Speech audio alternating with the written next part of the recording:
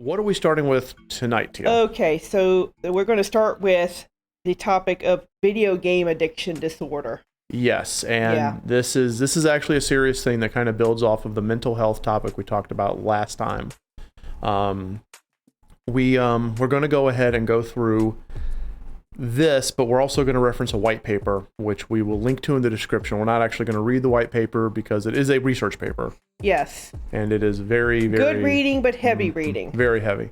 So this is an article by the Psychiatric Times. It's actually dated earlier this month. But it goes over the concept of, is video game addiction a disorder? And it is a study on it. And this is a very good, we'll of course put this in the description link. This is good. This is really good. Let's go ahead and just kind of dive in. So it gives us some anecdotes. Mm-hmm. And it does start with some anecdotes. Right. Rather extreme anecdotes, but these are real incidences. Right. That occurred. Right, and from there, it actually goes into this part right here where it talks about the WHO and gives it an ICD designation. So anyone who does not know what ICD is International Classification of Diseases, 11th edition. So what this is kind of the way of identifying an actual disease or disorder. This is not to be considered, is this the same as the ICD for like diagnoses in a doctor's office? Probably. Yeah. Maybe. Don't know. This is ICD-11. Anyway, the disorder here that is discussed as video game addiction disorder results in the marked distress or significant impairment in personal, family, social, educational, or occupational functioning. So that is a addiction disorder. That's what that is. Like if you have an alcohol addiction disorder, it's going to give you that if you don't have your drink or you get drunk, etc. So the whole point is that these mental health providers, the WHO, are actually beginning to classify as late as 2018 or as early as 2018, video game addiction as an actual disorder. Yeah, and BG, that's exactly what this is about. People who play games at the expense of work, class, etc. Yeah. Yeah. And he mentions DSM, which I actually did run across that. If I find it, I'll read it off. DSM-5 disorder. Thank you. A DSM-5 CC. Teal knows what she's talking about. Right. What's interesting, though, is, and I didn't know this, the article actually mentions that even though the WHO recognizes this on an international level, the American Psychiatric Association has not recognized video game addiction as an actual addiction. Right, as at the time of this writing, which is October 4th of this year. Yeah. So only a few weeks ago. Pretty recent. So yeah, they haven't recognized it. They're still on the fence about the whole thing. They're stuck on addiction is just gambling and alcohol only. Right. As opposed to any behavior which could be performed at the expense of everything else around you. Yeah. So these statistics say a lot. These statistics say a lot.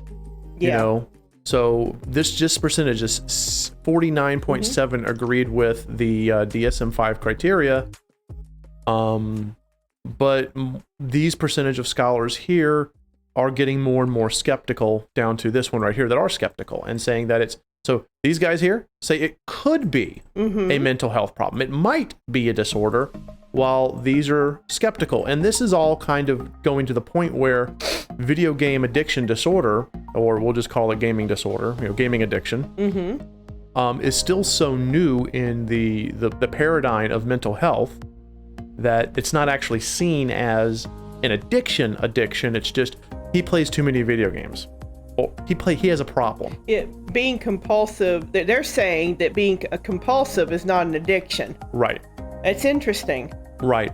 When BG actually made the comment earlier, I've seen people play games at the expense of work, class, etc. That to me is the very definition of an addiction. If you're playing or doing something at the expense of the rest of your life, how is that different from an alcoholic? Getting drunk every day, getting drunk every night, staying at the bar till 3 a.m, coming home sloppily drunk to the point where they're hungover from work and they start losing work and getting fired. How is that any different? Not to make light of alcoholism, it's a terrible, terrible disease. Yeah. How is this any different? And I don't think it is. What does BG say? BG says he thinks his school uses something else, DSM or something. We've already been over that, honey. Okay. Sadly, I've seen some call it an addiction if you play a game for 2 hours. Right, that's not the same thing. That would be like your parents saying, you play too many video games, do your homework, what are you, addicted? That's not like having a psychologist or psychiatrist or an entire group of scholars declare something to be an addiction. If you're playing something at the expense, if you're doing something at the expense of your life, it is an addiction. Shall we continue? Yeah. Okay. So here's a good 4-year study by Brigham Young University, released a 6-year study on the effects of video game playing and the trajectories of an addiction. So this place, Brigham Young University, actually did a 6-year study on the addictive qualities of video games and addictive behavior. And that result showed that 10% of video game players exhibited pathological behavior. Now, I love how it defines it at the very next sentence. Right. But that's an excessive behavior, doing something all the time. Like if a person's a pathological liar, they lie all the time. They lie about everything. They're never not lying. You know, at any opportunity, a pathological liar is going to tell a lie. It's compulsive. Right. So for a pathological video game player, they are every possible chance playing something. So they're playing a game on their computer, then they go to the bathroom on their little handheld or their phone, you know, then they bring their PS Vita onto the bus, you know, then at work they sneak in a couple of rounds of Bejeweled. That's compulsive, that's pathological. And that is, from where they're going, it qualifies as a potential addiction disorder. Yeah. Well, they further, it looks like they further defined looking at who tended to have pathological behavior.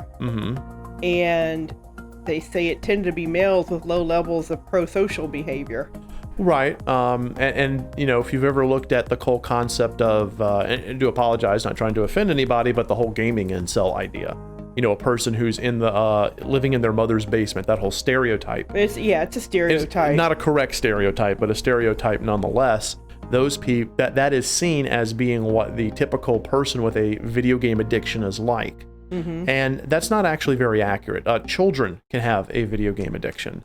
Sure. If it takes the place of, you know, normal social behaviors. So instead of a kid going out and playing with other children or playing with their siblings or going, you know, family game night or whatever, if they're just sitting around playing their WoW or their Call of Duty and they're doing that for hours upon hours, that's when it starts becoming a problem. It is. And you know, it also mentions here, right here, so this pathological behavior increases risk of depression, aggression, shyness, anxiety. You know, like all disorders, nothing is a one-size-fit-all. You're never going to find that. What does Burke say? Well, Burke says it's a matter of interpretation. People love to create panic out of nothing, but you know, if you're foregoing life for X, then yes, that's an addiction. That is true. There are people out there who are going to ring the bell no matter what and immediately say something's an addiction, and it's terrible. And we've all seen every time there's now this is going to be a sensitive comment, but whenever there's like a school shooting here in the States, people want to blame the video games that the shooter plays, you know, like GTA or Call of Duty or Rage or whatever, or Hatred was the name of the game. And that's not actually fair to do that. Just blaming the game for a behavior and blaming a person's playtime as an addiction. It's like it says right here, it's not a one-size-fit-all. You can't just say that a person has a addiction to video games just because they play a lot of video games. Or even if they play video games to the expense of going to school, their grades start slipping, that kind of thing. Yeah. That doesn't immediately mean they're addicted.